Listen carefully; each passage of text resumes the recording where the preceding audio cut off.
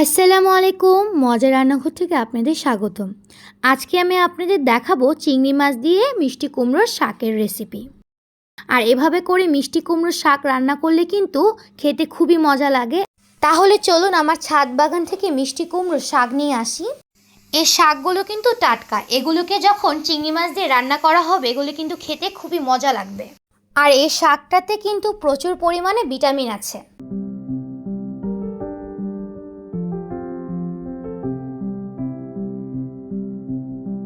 নিয়ে নিব সয়াবিন তেল। আমি চিংড়ি মাছগুলোকে হলুদ গুঁড়ো, মরিচ গুঁড়ো ও লবণ দিয়ে মাখিয়ে রেখেছিলাম। এখন আমি মাছগুলোকে ফ্রাই করে নেব।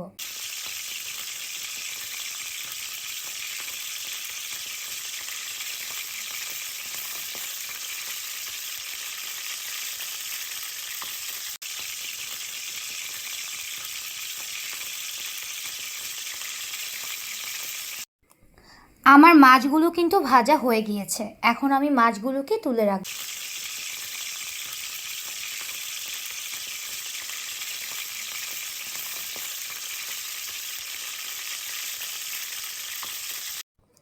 এখন আমি একই তেলের মধ্যে দিয়ে দিব রসুন কুচি ও পেঁয়াজ কুচি এবং এগুলোকে ভালোভাবে ভেজে নেব।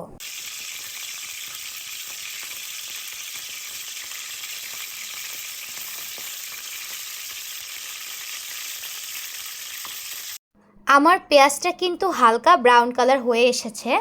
এখন আমি এতে দিয়ে দিব 1 কাপ পানি।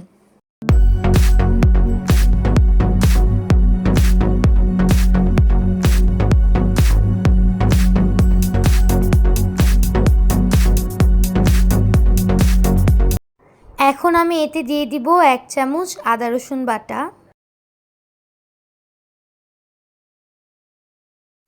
দিয়ে দিব 1 চামচ ধনে গুঁড়ো, 1 চামচ মরিচ গুঁড়ো, 1 চামচ হলুদ গুঁড়ো। এখন আমরা সব কিছু ভালোভাবে মিশিয়ে নেব।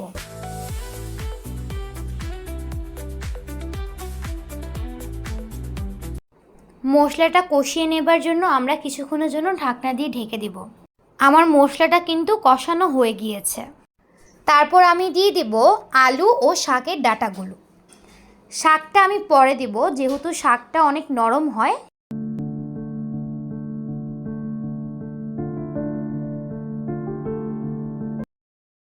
দিয়ে দিয়েছি 1 কাপ পানি। এখন দিয়ে দিব স্বাদ মতো লবণ। এখন আমি দিয়ে দিব কাঁচামরিচ। আপনারা চাইলে আপনাদের ঝাল অনুযায়ী কম বেশি করে নিতে পারেন। এখন আমি আলু ও ডাঁটাগুলো সিদ্ধ হওয়ার জন্য ঢাকনা দিয়ে কিছুক্ষণের জন্য ঢেকে রাখব। আমার আলু এবং ডাঁটাগুলো কিন্তু সিদ্ধ হয়ে গিয়েছে। এখন আমি ধুয়ে রাখা শাকগুলো দিয়ে দিব।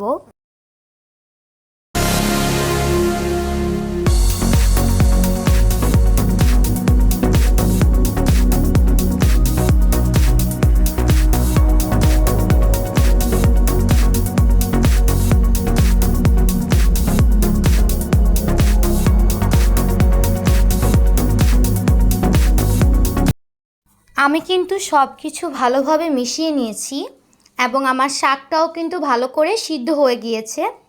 এখন আমি এর মধ্যে দিয়ে দিব ভাজা চিংড়ি মাছগুলো। আর এভাবেই তৈরি হয়ে গেল আমাদের আজকের এই চিংড়ি মাছ দিয়ে মিষ্টি কুমড়োর শাকের এই রেসিপিটি। ভালো লাগলে অবশ্যই বাসায় রান্না করে খেয়ে দেখবেন। আল্লাহ হাফেজ।